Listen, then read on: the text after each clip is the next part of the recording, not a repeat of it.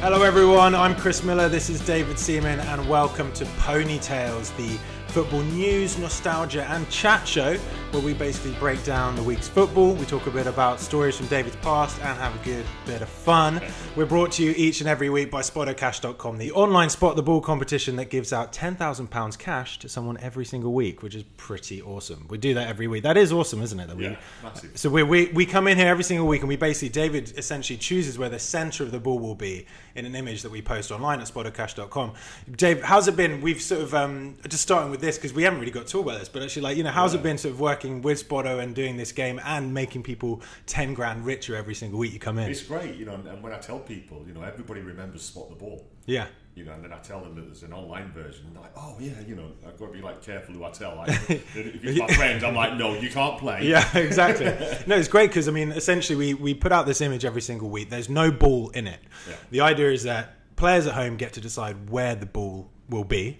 And if with all your expertise and experience, you decide where it is alongside two assistant referees, you decide where the centre of the ball is. And if they match, those people win 10 grand. So we have 10 grand winner every week. But even if they don't match, it's whoever's closest to my... Yeah, which is different to the old Spot the Ball, because it actually used to be like, well, if they don't get it, sorry, no one wins. Yeah, that's right. So there's a winner every single week, Guaranteed which is awesome. Week, yeah, so make sure you play. Everyone at home, it's, play for as little as 33p or something like that. So do it. To football news. Arsenal this weekend. Yeah, got the win. Usual, I just thought that was a steady result. Yeah, watched the game, created chances, didn't kill it off early enough for me, but I just felt that it was a game that they could have really pushed on and maybe got a few more goals. But a good result. Certainly. There's one player, obviously, a big signing this summer is Lacazette. There's been some chat about the fact that Arsene Wenger keeps sort of taking him off towards the end of the game, 20 minutes to go. He was on a hat-trick the other day against West Brom. Is it that kind of decision? I guess we have to question it a little bit because, the kind of confidence that a player can get from scoring three, we've seen it with Harry Kane, scoring these goals. Yeah. Is there a sort of question as to why Wenger's taking him off, or do you think it's a wise move, sort of saving his energy? It's probably fitness reasons. That he's getting used to the Premier League. His levels might get low quite early on in the game. His energy levels. I know that when he was on a hat trick the other day, they had a penalty and he gave it to Giroud, I think it was. Yeah. Because it was his chance at a 100th goal. Yeah, so yeah. That was a great gesture. That is great as well, because we've... No, it wasn't Lacazette, that was Theo, wasn't it? Oh, who gave it? Theo gave it to Giroud. And so does Theo usually have the penalty-taking duties in the Arsenal team if he's playing, I guess? I don't think so. It's just that he was on 100 goals. Yeah. So, that was a good gesture. But, him coming... He will be disappointed because the strikers love to stay on towards the end of the game because that's when a lot of the goals are scored. People start to tire, the opportunities get to... He's starting the game, so that's... He should be very happy with that. It was only because I noticed that Ian Wright had come out he was just desperate not to see Lacazette come off. As a fan, there's that feeling of just leave him on. He's you want to see him score. Yeah, well, he nearly always scores. Obviously, he didn't at the weekend, but. But could he have been the one to finish off? Like you say, you could have finished off. He had the chances early on. He came off with about 20 odd minutes to go. I think. So it's fair enough. All right. You've got to keep players happy as well. Yeah. On the bench, so it's not just about one player. It's not just to wade into the again though with the Sanchez thing though. Michael Owen was actually saying it shouldn't have been Lacazette who came off. It should have been Sanchez based on the way that he was sort of playing at that point. Is that something you would agree with? Is this a player just being appeased at all costs? Yeah, I think when I was watching Sanchez, I didn't see any lack of effort or anything like that, which was great to see. Okay. And you saw towards the end, you saw some great touches, a great setup for one of the goals. Sanchez is a quality. When he's on the pitch, he's great to watch, and I can't see any question at all about lack of effort or attitude. Okay. When he's near the ball, he's alive. He looks pissed off all the time though. I think you might find it look like that before. Even when he's happy. Would not like to be his wife. Look, that's great. Let's get started into that. We've got something we want to do with you this week, which we let you know before, and I still don't know what these are, but basically we wanted you to assemble your dream 5-a-side team, right? Or six-a-side team. Six-a-side, I think. But you're in goal. Yeah. I'm going to assume. Am I in goal? Can I get? Yeah, I mean, it's fine. All right. Well, if I wasn't in goal, it would be Peter Schmeichel. Okay, so will I say that Peter would be on the team, your opposition? I'll play first, and then you play second. Yeah, have a cup of tea in the second half. Well, that's it. We're going to do 5 players. You in goal, then 5 players on your team. Greats that you've played alongside, and then we'll do your opposition team. And like say, Peter would be in goal probably for your opposition. See, these things put you under pressure because you see your friends out and about, and if you don't put them in, then you're in trouble. Sorry to put you on the bit. Yeah, it's like an acceptance speech right now. Right, you've got to make sure you thank everyone. And even though I had Tony Adams and his family around for lunch about a week ago, I'm not putting him in. It's because he didn't shave that time he ran up and gave you that kiss after the Scotland He is my skipper, but he was rubbish at 5-a-side. Okay, there we go. Okay, so you're thinking specifically about the game. The format is a close control, quick passing. Fitness is going to be key. Yeah. Maybe Tony's Tuesday Club wasn't the best thing to keep him in the fitness for that. Okay, so we're going to say this. Sorry, Tony. I'm a Tottenham fan. It's all right. So let's go. Let's start. So David Seaman in goal. It's an obvious choice. Me in goal. Then I would have Martin Keown because he is like a rash. He's all over the strikers. Nice. Martin Keown, Sol Campbell. Good defence. That is. Did you say Sol Campbell? No, it's good. Be careful now. That's all right. Don't start twitchy. No, that's okay. So talk to me about these two because they played together, of course, with in front of you at Arsenal. Is it just that sort of sense of and for England as well? For England, what is it about those two players and their partnership as well? I'm guessing. Just that with Martin you get full commitment, and same with Sol. Sol's got a little bit of skill as well because he did play. I think he was a striker when he was younger. Okay. And then played in midfield a little bit at Tottenham. Excuse me. But yeah, so that for me is a good solid defence, and I like to have 2 solid defenders in front of me. How does it help you as a keeper when you're in that situation, 6-a-side or 11-a-side back when you're playing, just to know that you had your strongest defence out? And would it ever bother you? Let's say someone was missing and you were bringing in the sub central defender. I mean, we see it nowadays when they have to come in. There's always a lot of talk about the relationship, the telepathic nature of central defenders, and also with their keeper as well. That does happen because you get used to what's in front of you. You get used to their habits. Sometimes where they might want to go and then it's wrong, so you can tell them. The biggest example of that I had, or big eye opener, was when I went to Man City. So after being at Arsenal with a legendary back four. And then Sol came in, Martin came in, and all Ashley and people like that, Lauren, and I went to Man City. Who at the time were just starting to accelerate. It was the first season at the Etihad. Yeah. And I'd got 2 Frenchmen as my centre halves that really didn't speak much English. I got a Russian as my right back, I think it was, and a Chinese guy as my left back. Right. So communication was it was all down to hand signals, was it? And by the time you've shouted man on or pass it here, by the time they've translated it, it's too late. So that was a big eye opener. So having players that it makes perfect sense as well because he's a great advantage. And just on that point, often when a club goes out and spends a lot of money in the transfer window, and you bring in players who maybe are coming to the English league for the first time, don't speak the language, is that something that's really tough? And when you, like you say, you have a sort of an assortment of nationalities in front of you and languages, is that a real stumbling point when it comes to? It's a problem if they don't. But obviously, when people come to England to play in the Premier League, they've got to accept that they've got to learn English very quickly because all the work language or whatever you call it. Yeah, exactly. Because in training, you get used to certain things, but when it's that split decision and you need to tell somebody like man on or it's keepers or leave it or clear it, you need reaction straight away, and sometimes it doesn't work quite. No, it's true. I mean, it's not like you're not talking Shakespeare to each other. It does, like say, the work language is what it is, and it takes, I think, just that time, whatever language you're speaking, just to all come in tune. Because there's back fours in the Premier League. Some of the best are assortment of nationalities. It's that understanding of a language if it's not English, or whatever. Yeah, totally. But it was always amazing to see Martin Keown go on television after his playing days and be like, oh, you actually are articulate and fairly you seem intelligent because he was such a beast when he played. It was amazing. He was a beast on the pitch, but I was listening to him at the weekend on one of the games. I think he was on with BT Yeah, and he's really good now. Yeah, he is great. You know, he's really he good, knows his stuff. But, yeah, you know, I've seen Martin battling and. We all have. I mean, we all the Man United game. Yeah, and stuff. you know, all that sort of stuff. You know, and that's what he was like on the pitch. Yeah. You know, and that's why he's in my team. Absolutely. So let's move out to your. Well, where else have you got some positions in this six-a-side dream team? So six-a-side. So my midfielder. So I'm only going to have one midfielder. Okay.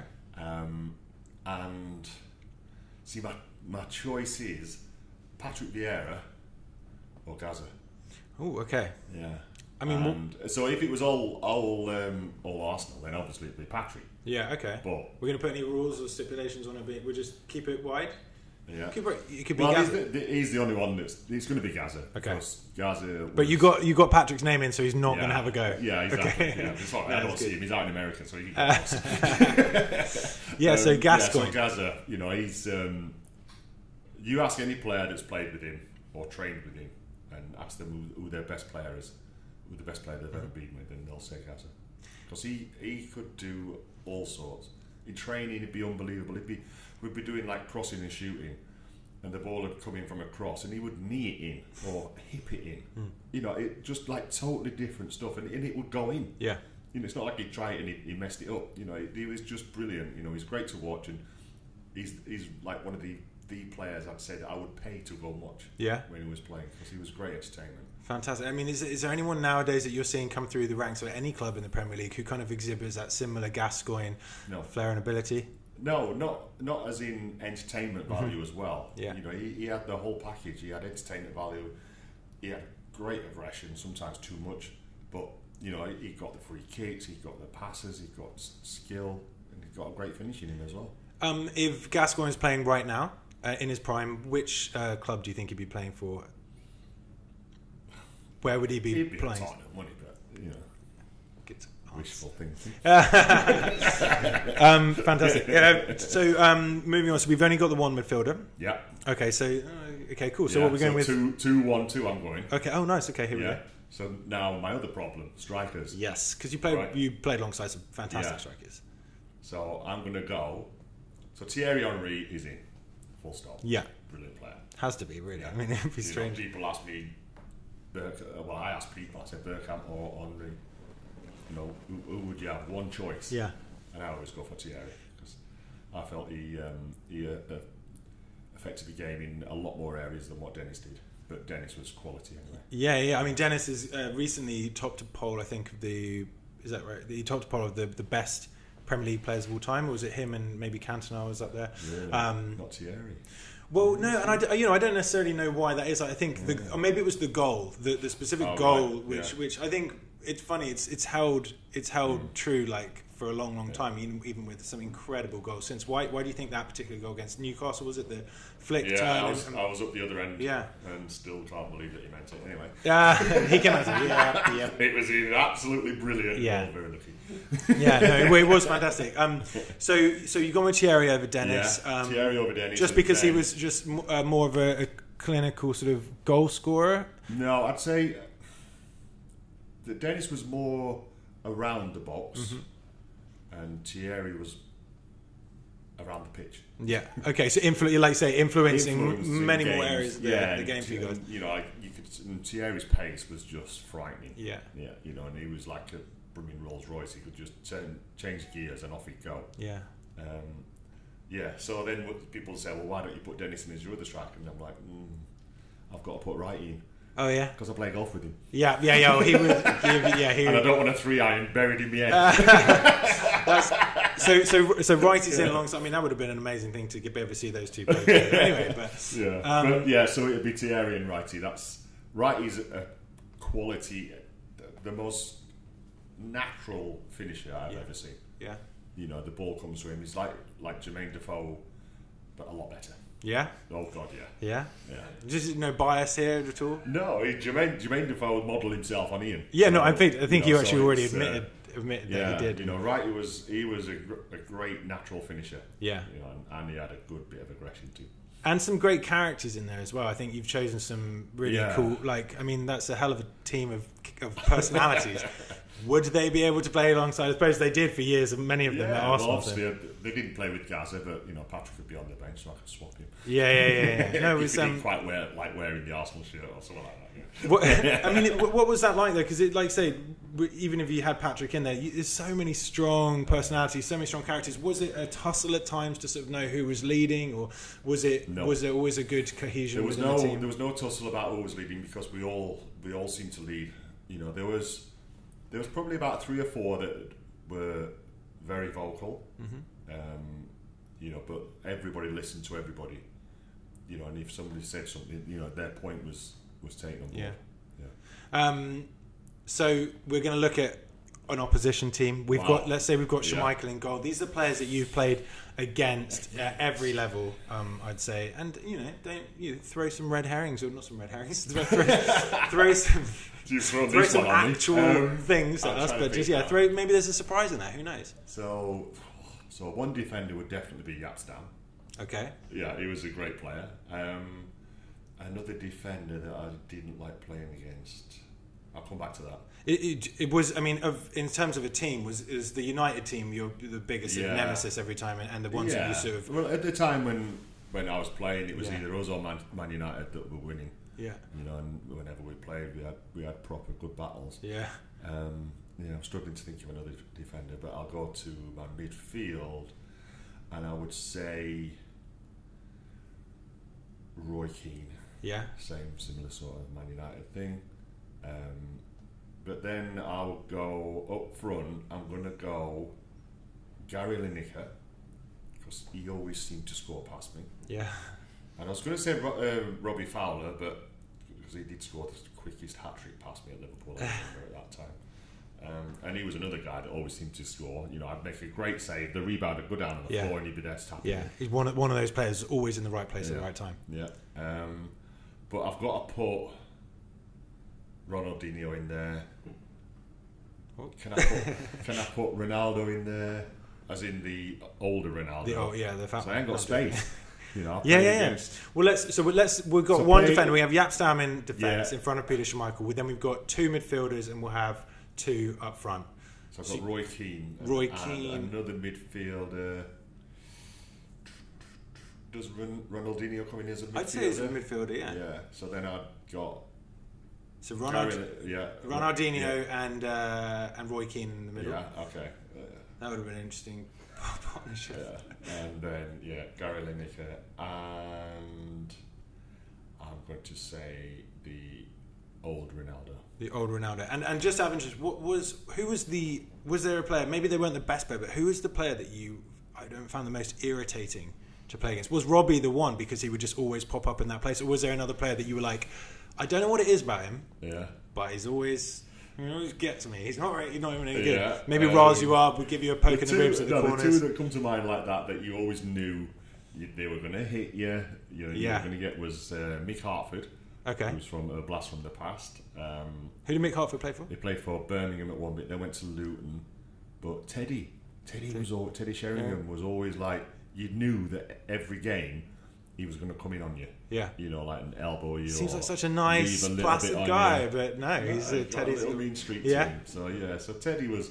And a hell of a finisher as well. Yeah. I can't remember him scoring many. I'm sure he did, but maybe one. Obviously didn't watch Match of the Day. Yeah. But, just didn't score against you, Mick Hartford, he's a big striker and bony. He had like elbows like knives, they would cut you. But come on, these big hands of yours, you just like slap them out of the way. Too busy watching the ball. That's brilliant. So let's just run those through then. On the David Seaman team, we have David Seaman in goal. Okay. We had Tony Adams and Martin Keown. No, Sol Campbell. Oh, sorry. Tony. Tony's manager. I tried. You're out. No more Sunday lunches for you. Yeah. So Sol Campbell and Martin Keown in defence. You have one midfielder, and that's Paul Gascoigne. Up front, Thierry Henry alongside Ian Wright. Yeah. Hell of a team. And the other one you're throwing on me, so I didn't have much time to think. I did, yeah. Well, I want to see how you react. All right. Yeah. And so again, I still reckon Martin would beat that one. Yeah. So against. It was Peter Schmeichel in goal, Yapstam in defence. We're just going for 1 at the back for this opposing team because you've got Wright and Henry up front, so you may as well go for it. And then in midfield, you had Ronaldinho alongside Roy Keane up front. was the old Ronaldo and Gary Lineker. Yeah. That's another hell of a team. It's really good. Where would this match take place? What was your favourite stadium? And we're not going to put it at Old Highbury. Oh, the old Wembley? Yeah. Okay, the old Wembley. Yeah. Time of day? We're good at that. Probably about 3 o'clock. Yeah, just so I could get home in time. Finals at that time. Oh, very nice, very nice. I wouldn't know anything about that. Fantastic, Dave. Well, that's awesome. Like, amazing to I mean, you've obviously played with and against some incredible players. Yeah. Players that I think everyone at home will remember with differing memories, but obviously acknowledge how skillful and fantastic a contribution they made to the sport as well. Thank you very much. We're going to get cracking on with the SpottoCash draw. Like we said earlier, guys, everyone make sure you get down to SpottoCash.com. You can win £10,000 every single week. You just need to guess where the centre of the ball will be in the image that is on the website. And David, if your guess matches David or is closest to, you win £10,000. It's awesome. So we're going to get busy and go give someone £10,000. We'll see you guys next week. Goodbye.